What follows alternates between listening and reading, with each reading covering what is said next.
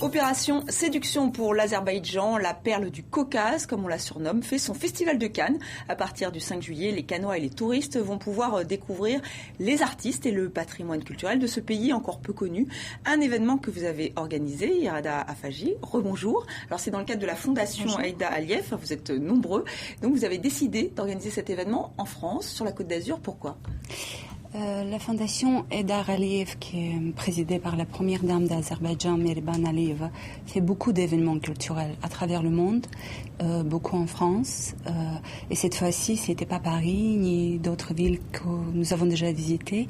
Et le choix était Cannes, parce que c'est un lieu emblématique et estival. Et ça sera une occasion aussi de toucher d'autres spectateurs et des gens qui sont de passage.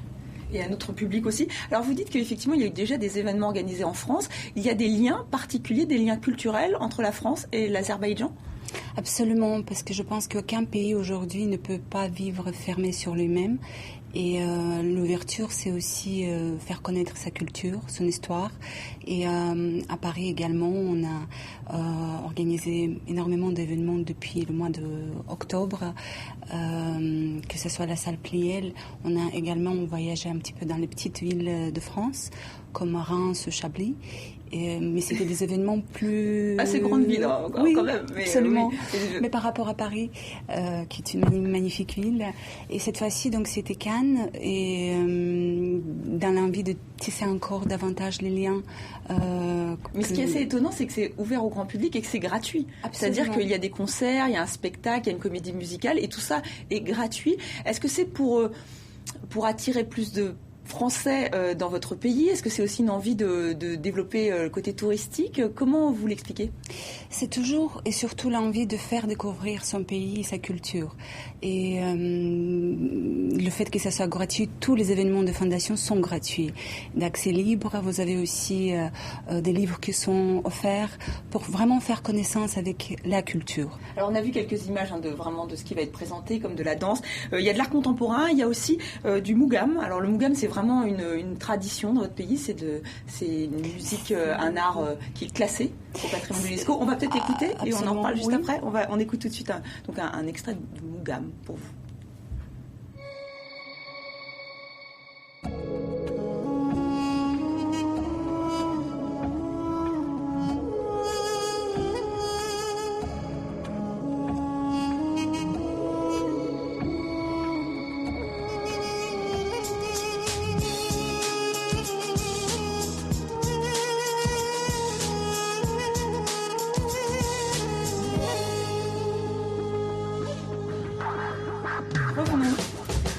Voilà, donc ce n'est absolument pas du mougam, donc j'espère qu'on va retrouver vraiment cet extrait, mais parlez-nous-en. En fait, je ne sais pas si la comparaison est vraiment heureuse, mais c'est vraiment, en tout cas, c'est avec le jazz, c'est beaucoup d'improvisation.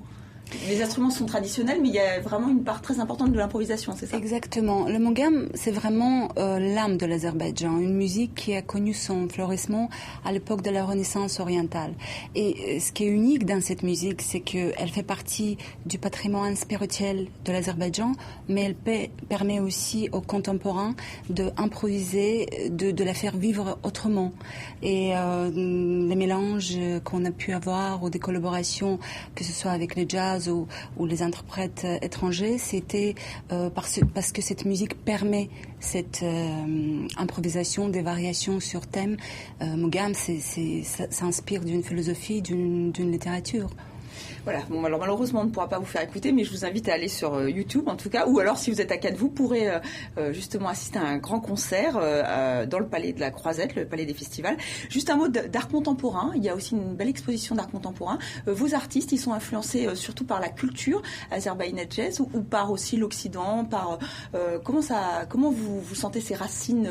Chaque artiste porte en lui un code génétique, une mémoire intérieure, et bien sûr qu'eux, ils s'inspirent du passé.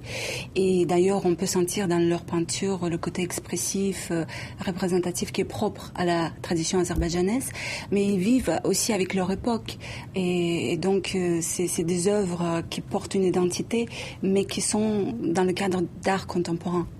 Merci beaucoup Irada Afagi d'être venue sur le plateau de TV5 Monde. Donc on rappelle la semaine culturelle de l'Azerbaïdjan, c'est à partir du 5 juillet à Cannes, du 5 au 7, là ça va vraiment être les gros événements, mais on pourra voir les expositions jusqu'au 20 juillet. Absolument. Et c'est la fin de ce journal, merci à vous de l'avoir suivi.